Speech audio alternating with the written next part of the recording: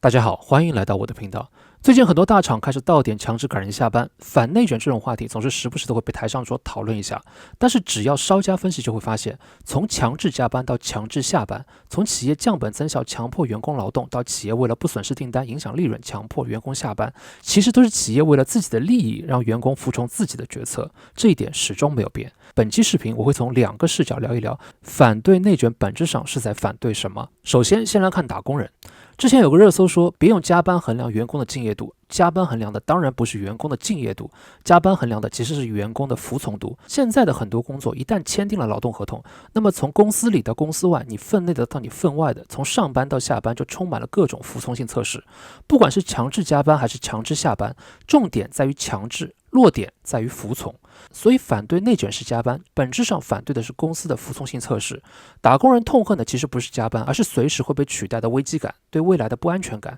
以及把自己当成商品，时刻被要求体现自己性价比最高的紧迫感。这种感觉实际上是整个国内社会的运作机制所带来的。简单来说，作为消费者，国内可以用相对低的价格去获得相对高质量的商品和服务，好像因为我是买家我付钱，所以商家的卷是理所应当，而且这种卷是被认同和被鼓励的。而一旦从消费者变成打工人，从花钱变成赚钱，从消费变成被消费，自己变成劳务市场当中的商品，那么公司作为付钱的一方，要求员工卷也变得理所应当。换句话说，除了必需品，国内消费者所享受到的高性价比的购物体验，本质上是以劳动者付出高于实际收入的各种自身资源，包括但不限于身心健康、时间、精力之间的差额作为代价的。这种差额越大，说明这种商品的性价比越高，卷的程度越严重。但是要明白的是，低物价并不是我们追求的目标。经济发展是为了让人的生活更有质量，给人工作是为了更好的活着，而不是活着是为了更好的给人工作。其次，再从企业来看，企业当然是逐利的，希望用最低的成本获得最高的收益，承担最小的风险。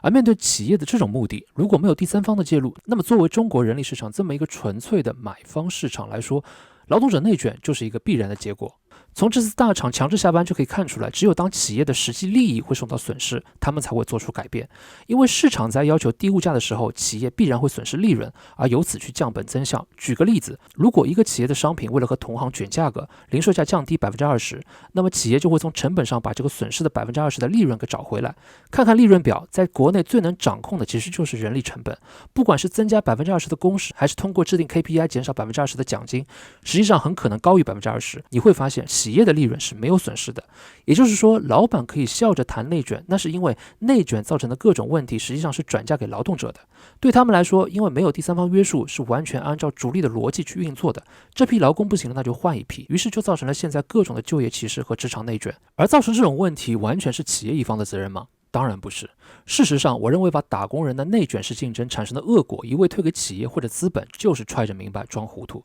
因为这明明就是一个系统性的问题，背后隐藏的是基本社会福利的缺失、劳工权益的缺位和财富的分配问题。实际上，这些问题才是劳工被企业无底线的拿捏，不得不无时无刻表现自己的服从度的根本原因。20世纪80年代，我们国家不愿意加入 IMF、世界银行和 GAWT 的根本原因是不相信开放的市场能作为制定经济决策的一种方式，拒绝接受资本主义的供求关系法则，而更倾向于相信国家计划。但是现在的人力市场难道不是赤裸裸的买方做东制定规则？甚至有些打工人自己都默认了企业给工资不管提什么要求都是合理的，你不去自然有人去这种论调。所以反内卷要搞清楚是为什么内卷，谁有责任解决，搞清楚了原因和对象，才能明白如何推动解决，而不是靠一个两个大厂做秀，媒体喊喊口号，大众义愤填膺抱团诉苦就结束了。当然，要解决这些问题肯定不是一朝一夕，但当前作为消费者又作为劳工的普通人，不要在一边赞美各行各业内卷带来的低廉优质的商品和服务，一边又抱怨自己糟糕的就业和工作环境。